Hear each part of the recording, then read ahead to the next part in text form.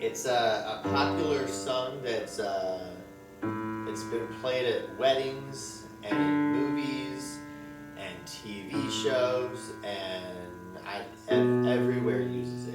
I'm sure you've probably heard this bass line before in a lot of songs. It's just, you're gonna keep doing that the whole time. It just keeps going. Like he doesn't care. He just keeps going. So yeah, if you're a cello player and you're looking forward to like becoming a professional musician, playing gigs, playing weddings, playing that kind of, that's what you're gonna be doing a lot of.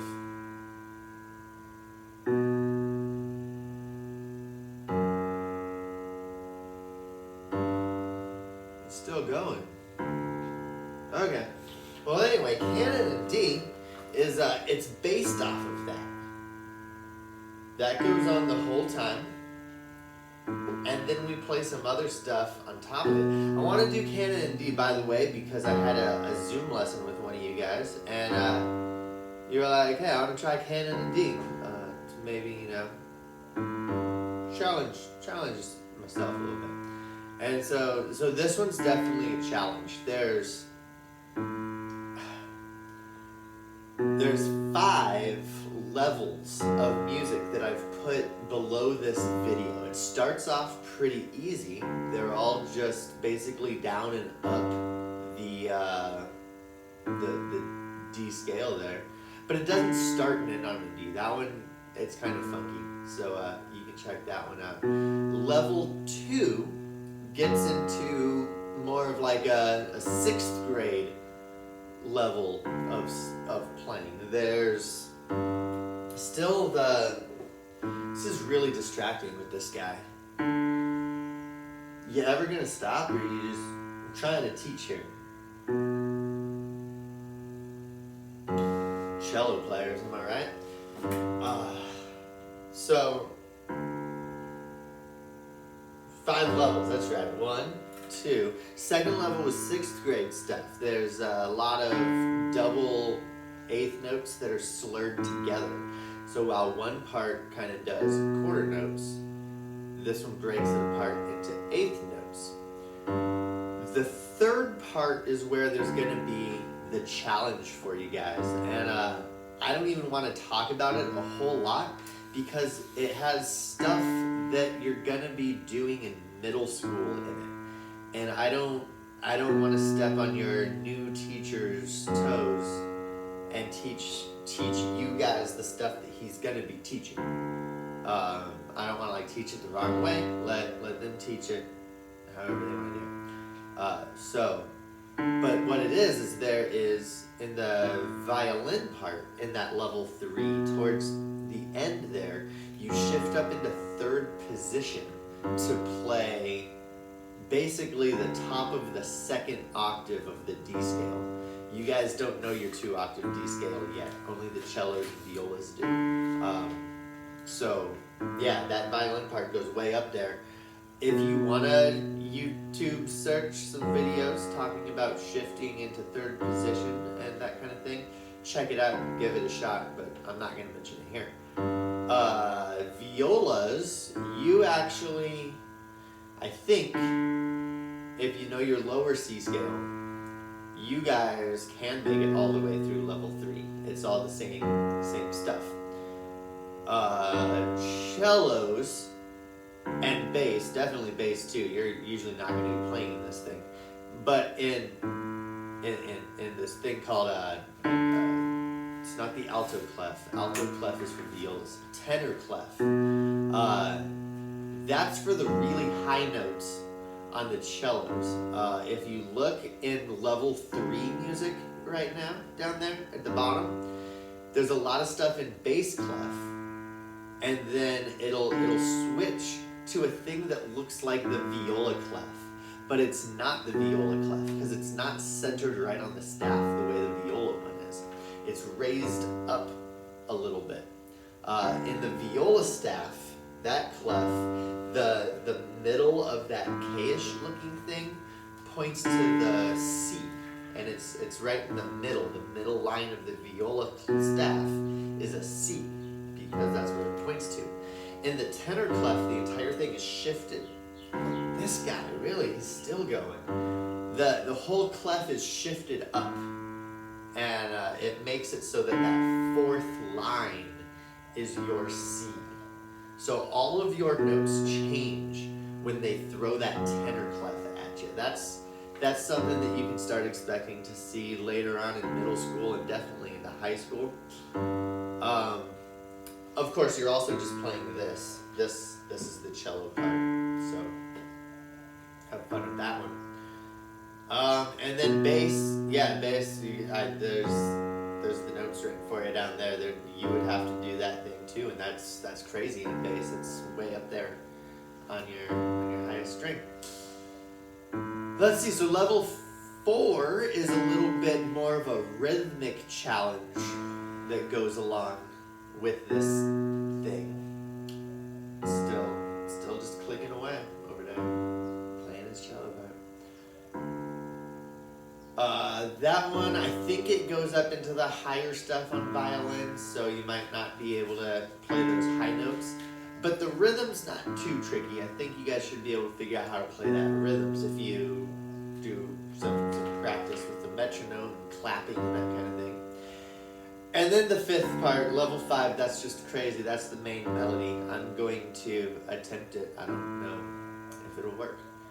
But yeah, this guy is going on. He's still just going. I need to find some music for this. My part's not as easy as his part, so I'll be back with some music.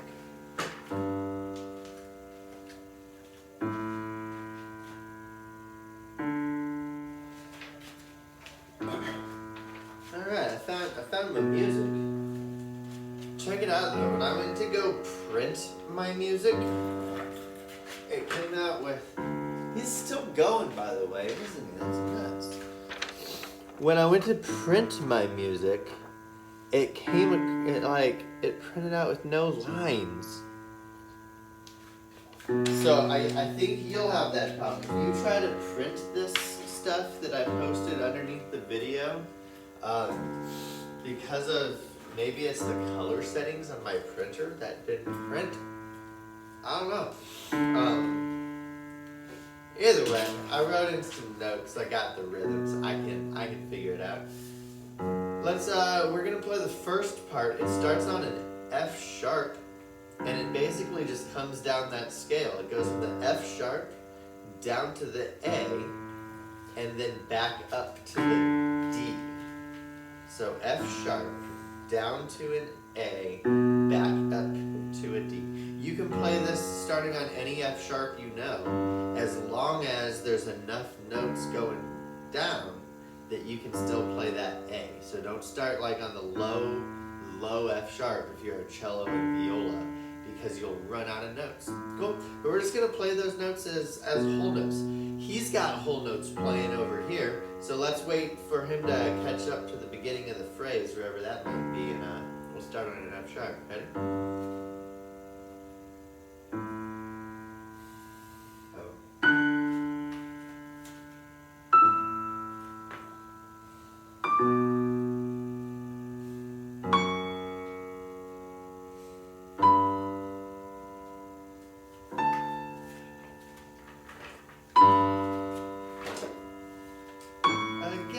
Give it another shot.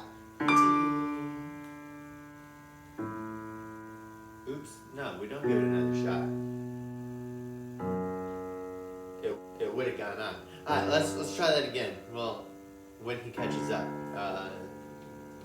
1, 2, starting on an F sharp.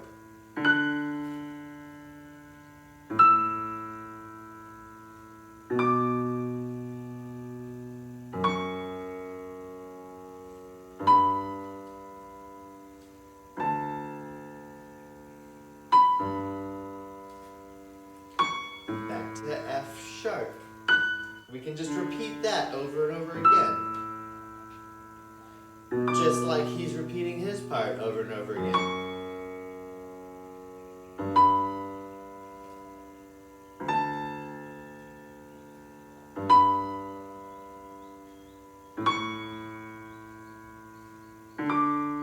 This is the next 4 notes now. Started on a D, we're gonna work down to an F sharp. F sharp, back up. Try again. Here's a D. 2, 4.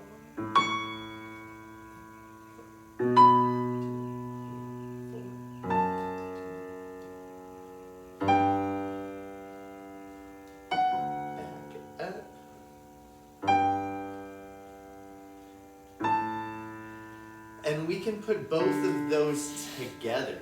I mean, you can't because you're playing one note at a time on a violin. But with a piano, we can play both of them at the same time. The one that starts on the F sharp goes down to the A, back up, and the one that goes from the D down to an F sharp and back up. Let's try it one more time. You can pick either one. This is still from level 1, either one of the level 1, the first half or the second half. And once he's caught up, we'll play it together.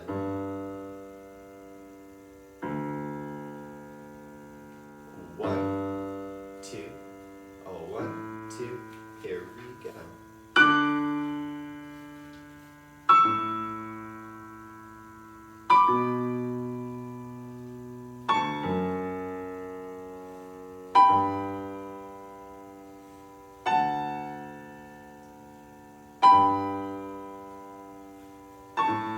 Again.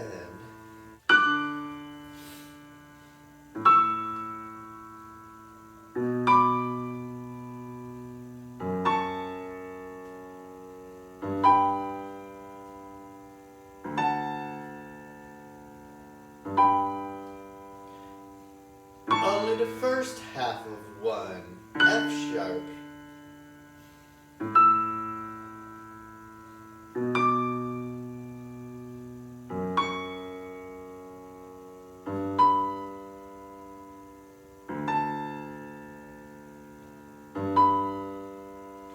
And the second half, here's a D.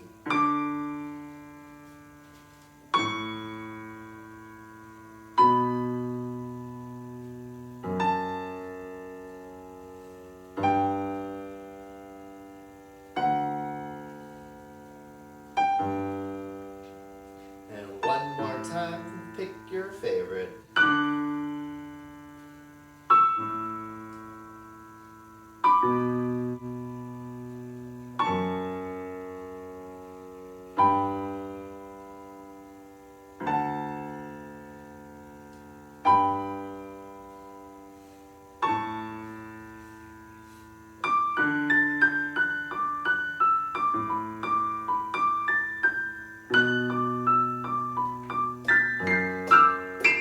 So that's level 2. It gets into those slurred 8th notes.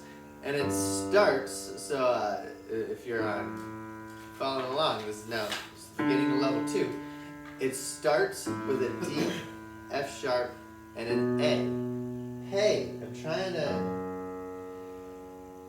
It's not even worth it with this guy.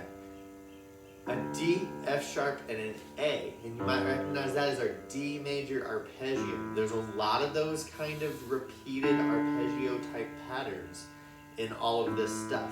That's why playing scales and arpeggios as a warm-up exercise is a great way to begin your day, especially when you're playing this kind of stuff. So take a look at this. We're gonna go, you know what, we'll do it by quarter notes, since he's playing along anyway, and it's just keeping it together. We'll give it a shot, but we'll slow it down by playing quarter notes. So it'll sound something kind of like, something kind of like, something kind of like this.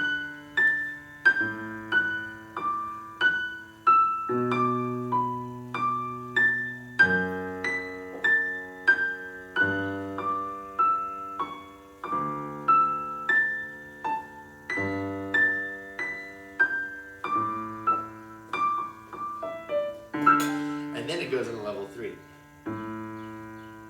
Cool?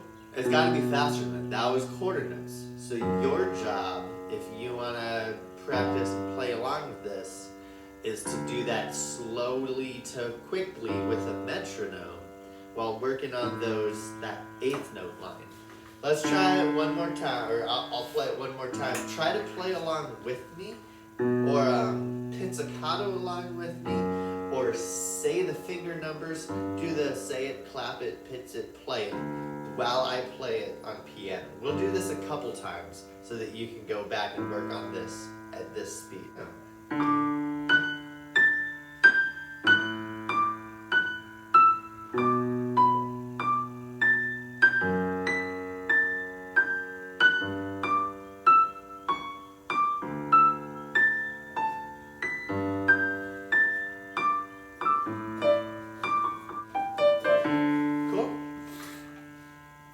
Give it another shot.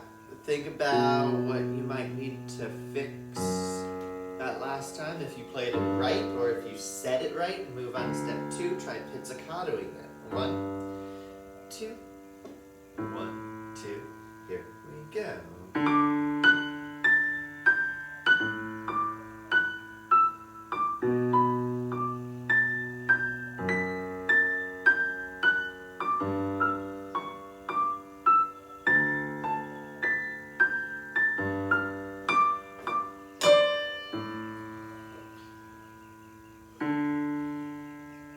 Hopefully that's working out for you. We'll do it one more time here. That'll give you a 3 that you can kind of rewind and pick your best one with. Gotta wait for this guy again. At least he's pretty much in time. He's doing good over there. He's just keeping it.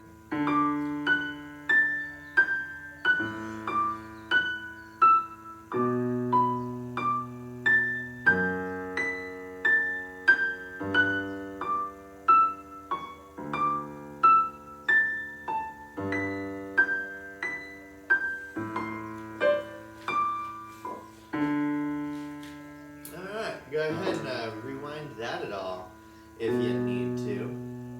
Slow it down, speed it up. Feel free to practice it on your own. This guy's just going with it, so feel free to jump in at any time with him. Level 3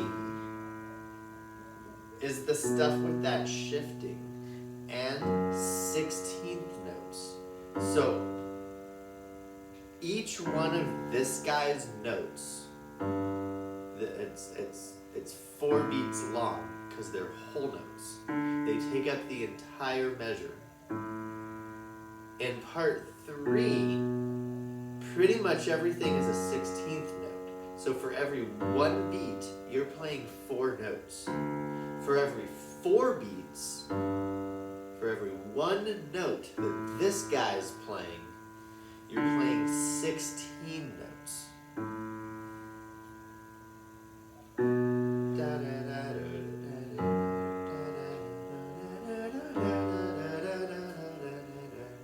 Right, this is the quick one. It all uses the D major scale, so if you're really, really good at the D major scale, you can kind of piece this together pretty quick.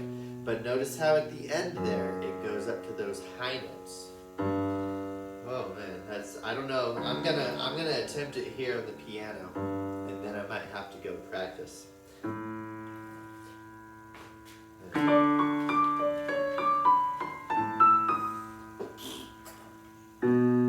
don't know the lines on my music. I think that goes up to a D. No. It's an A.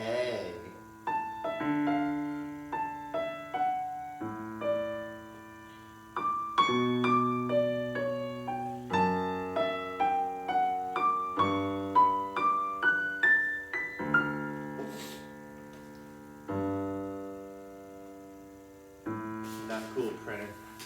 I'm gonna go take care of this, and I'll try this when we come back.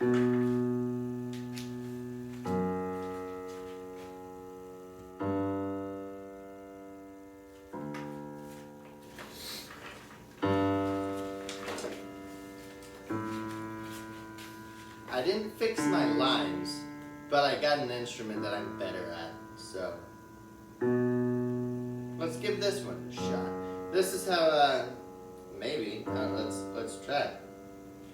One. Oh wait, we got lined up with this guy.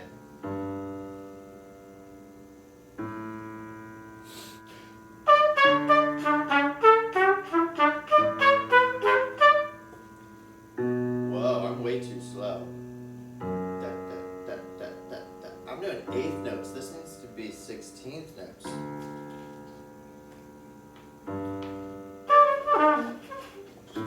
I ain't doing that. Let's try 8th notes. Ba, ba, ba, ba, ba, da, da.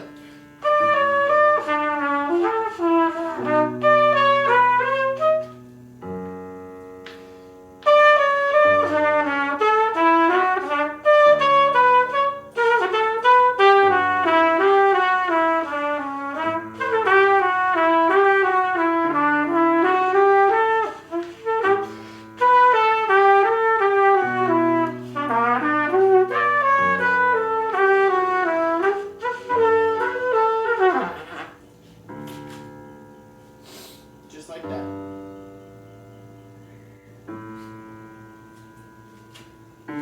This guy's distracting me.